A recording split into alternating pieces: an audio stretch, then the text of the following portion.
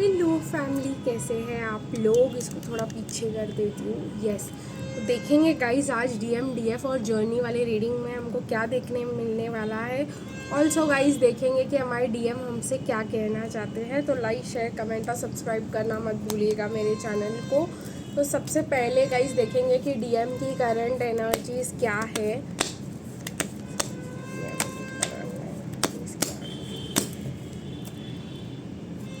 काफ़ी ज़्यादा कार्ड्स निकल रहे हैं, तो इसी वजह से मैं आई एम नॉट गाइडेड कि मैं सारे कार्ड्स ले लूँ। डीएफ के लिए देखते हैं गाइस कि क्या कार्ड्स निकल के आ रहे हैं।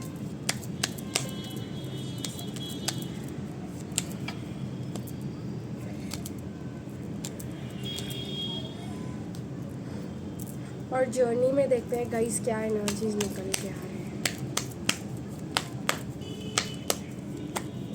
गाइस मैं आपको ये कहना चाहती हूँ कि सबसे पहले बहुत ज़्यादा इम्पॉर्टेंट है कि हम लोग ये देखें कि डीएफ का और डीएम का नेचर इतना सिमिलर नहीं होता जितना हम हर डीएफ वैसी नहीं होती है, हर डीएम वैसा नहीं होता है। थोड़े बहुत चेंजेस होते हैं। कुछ एट्रीब्यूट्स जो डीएफ के होते हैं वो ज़रूरी नहीं है कि डीएफ एनर्जी में आपके पास हो, और कुछ एट्रीब्यूट्स डीएम एनर्जी में होते हैं तो ज़रूरी नहीं है कि वही एटीट्यूड्स आपके डीएम के पास भी हो। कभी कभी डीएफ जो है चुपचाप कार्मिक्स का सुन के काम कर सकती है और डीएम बगावत कर सकते हैं कार्मिक्स के साथ। तो ये थोड़ा सा हमें देखना पड़ेगा कि किसका क्या एनर्जी है। हर एक के लिए अलग हो सकता है, तो थोड़ा ध्यान दीजिएगा कि आपके क्या ये ट्विन फ्लेम जर्नी होने से पहले शुरू जो आप अपने डीएम से मिले उससे पहले आपके रियल एट्रीब्यूट्स क्या थे उसके ऊपर बहुत ज़्यादा डिपेंड करेंगे। तो वो आपको खुद एनालाइज करना होगा कि आप पहले कैसे थे और कैसे बन गए हो, तो ये आपको समझ आएगा कि आप डीएम एनर्जी में है या डीएफ एनर्जी में है। तो ये आपको खुद ही देखना पड़ेगा कि इस ट्विन फ्लेम जर्नी के पहले आप कैसे थे और अभी आप कैसे हो, और बहुत ज़्यादा एनालाइजिंग की ज़रूरत पड़ेगी।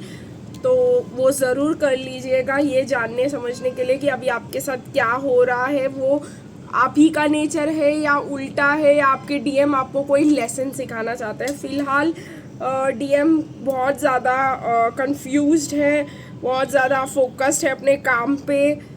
मतलब अपनी कन्फ्यूजन दूर करने के लिए वो काम कर रहे हैं, जितना काम हो सके काम कर रहे हैं, क्योंकि वो जानते हैं कि कहीं ना कहीं उनके लाइफ में कुछ ना कुछ एंडिंग होने वाला है, कुछ ना कुछ बड़ा ख़त्म होने वाला है, और उसके लिए स्ट्रेंथ इकट्ठा करने के लिए उनके पास एक ही तरीका है, काम करना। अब ये नई चीज़ है बट ये सच है कि जब डीएम कुछ समझ में नहीं आता है और डीएम कोप अप नहीं कर पाते हैं, उनके लाइफ में बड़ा कोई ट्रॉमा या कोई बड़ा चीज़ होने वाला है, कोई सदमा लगा है उनको, और वो चीज़ वो अगर बर्दाश्त नहीं कर पाते हैं तो उनको एक ही चीज़ आता है, काम करना। और वो जितना काम हो सके उतना काम करके अपने माइंड को शांत करने की कोशिश करते हैं। अब मैंने जैसे आपको कहा कि हर एक डीएम का नेचर अलग होता है, तो आप अपना नेचर देख लिए, फिर आप सामने वाले का नेचर पहचान जाएंगे। डीएफ का क्या हो रहा है यहाँ पे, मुझे दिख रहा है कि डीएफ जो है बहुत ज़्यादा डीएम के थर्ड पार्टी सिचुएशन में फोकस्ड दिखाई दे रही है। मत करो गाइस आप डीएम के थर्ड पार्टी पे इतना फोकस, आपको ही तकलीफ होगी। ये जितना आप नेगेटिविटी पे ध्यान दोगे उतना नेगेटिविटी आपको बढ़ के मिलेगी, क्योंकि डीएम क्योंकि यूनिवर्स का लॉ ऑफ अट्रैक्शन यही है, जो आप मैनिफेस्ट करोगे वो आपको 10 गुना बढ़ के मिलेगा। तो अगर आप एंजाइटी मैनिफेस्ट कर रहे हो, आपको गुस्सा आ रहा है, तो वो चीज़ आपके पास रिटर्न आ रही है। जब आप अपने डीएम को मैनिफेस्ट कर रहे हो तब आपके भाव कैसे हैं वो बहुत ज़्यादा मैटर कर रहा है। अगर आप ईगो में, गुस्से में, एटीट्यूड में अपने डीएम को मैनिफेस्ट करेंगे तो वही गुस्सा, ईगो और एटीट्यूड में आपका डीएम आपको वापस मिलेगा, ठीक है, या वो रिएक्शन आपको वापस मिलेगा। अगर आप अपने डीएम को बड़े प्यार से, फॉरगेटफुलनेस से, इतने पॉजिटिव वे में मैनिफेस्ट करेंगे तो आपके डीएम आपको वही पॉजिटिव एनर्जी में वापस मिलेंगे। और अगर आप लव और ये सब मैनिफेस्ट करना चाहते हो अपने लाइफ में, तो ये नहीं होना चाहिए कि आप लिख रहे हो इधर कि फॉर एग्जाम्पल जो भी आपके डीएम का नाम हो, I and this one are in union, ठीक है, आप ये लिख रहे हो और गुस्से में लिख रहे हो I am in union with this, I am in union with this, तो क्या ही मतलब है ऐसे मैनिफेस्टेशन का। तो अपने भावों को सही रखें मैनिफेस्टेशन करने के टाइम पे, सबसे बहुत ज़्यादा इम्पॉर्टेंट चीज़ है ये। और अपने फीलिंग्स को, अगर आपको गुस्सा आ रहा है तो मत ही मैनिफेस्ट करो ना, पहले अपना गुस्सा और उस सब पे फोकस करो, अपने इमोशंस को क्लीन करने पे फोकस करो, टॉक्सिसिटी को अपने लाइफ से बाहर निकालने में फोकस करो। जो प्रॉब्लम्स आपके लाइफ में होती है, जो भी आता है आप पे ट्रस्ट नहीं करता है, तो पहले उस ट्रस्ट इशू को सॉल्व करो, फिर मैनिफेस्टेशन पे आओ, क्योंकि अगर आप वो करोगे तो आपके डीएम आपके लाइफ में आके वही करने वाले हैं जो दूसरे करते हैं, तो फिर आपको क्या ही मतलब डिफरेंस समझ में आएगा, है ना। तो बहुत ही ज़्यादा इम्पॉर्टेंट है। तो आप अगर कार्मिक्स पे फोकस्ड हो, देखिए यहाँ पे, तो वो आपके कार्मिक्स का डर 10 गुना ज़्यादा बढ़ा करा के आपको दिखाएंगे। तो आप बहुत ज़्यादा तेज़ पकड़ के रखने की कोशिश करोगे, उतना ही आपका सेपरेशन क्लोज आते चले जाएगा। तो मुझे डीएफ का ना कंट्रोलिंग और जो नेगेटिव एट्रीब्यूट्स है आपके, जेलेसी और ये सब, उसको हील करने के लिए बहुत बड़ा चैलेंज आपके पास आ रहा है आपके डीएम के रूप में वापस, ठीक है। बहुत ही इम्पॉर्टेंट है। तो अगर थर्ड पार्टी सिचुएशन आपके लिए प्रॉब्लमेटिक है तो वो अभी भी आपको वही दिखाएंगे जो आपके लिए प्रॉब्लमेटिक इश्यूज है, क्योंकि डीएम आपका मिरर है और आपके अंदर जो भी प्रॉब्लम्स है वो आप अपने डीएम से ही देखकर सीखने वाले हो, और आपके डीएम के अंदर जो भी प्रॉब्लम्स है वो आपको ही देखकर ट्रिगर होकर सीखने वाले हैं। तो प्लीज़ गाइज इसको जो है मिररिंग आ रहा है आपके लिए कई ज़्यादा, और थर्ड पार्टी कार्मिक ट्रिगर्स और ये सब मुझे दिखाई दे रहा है डीएफ की एनर्जी में। तो आप हो सकते हो ये सब अभी इसी समय पे, क्योंकि आपकी करंट एनर्जी है। क्या आ रहा है is attraction, playfulness and heart to heart conversations. ये आ रहा है आपके लिए कि आप अपने डीएम से अच्छे से फिर से अट्रैक्टेड फील करो, दिल से बात करो, हंसी मजाक।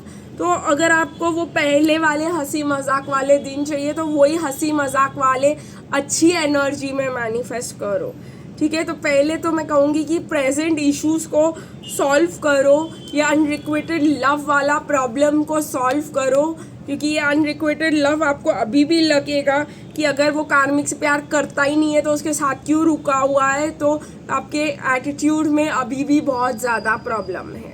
तो जितना इम्पॉर्टेंट आपके लिए कार्मिक है वो आपके लिए और इम्पॉर्टेंट करके दिखाएगा। अगर आपको कार्मिक से 1% जेलेसी है, वो 100% जेलेसी दिखाएगा आपको, मतलब 1 का 10 करके दिखाते हैं मिररिंग में डीएम। वो प्रॉब्लम को इतना मैग्नीफाई कर देते हैं कि आपको उससे डील करना ही पड़ता है। तो प्लीज़ अपने प्रॉब्लम्स को सॉल्व कीजिए और मैनिफेस्ट कीजिए अपने डीएम को अच्छे एनर्जी में। देखते हैं गाइस आपके डीएम आज आपसे क्या कहना चाहते हैं।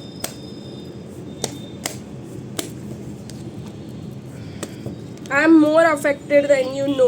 तो कह रहे हैं अगर आपको लगता है कि मुझे कोई फ़र्क नहीं पड़ता है सेपरेशन से, तो मुझे आपसे ज़्यादा तकलीफ़ हो रही है, आपसे ज़्यादा।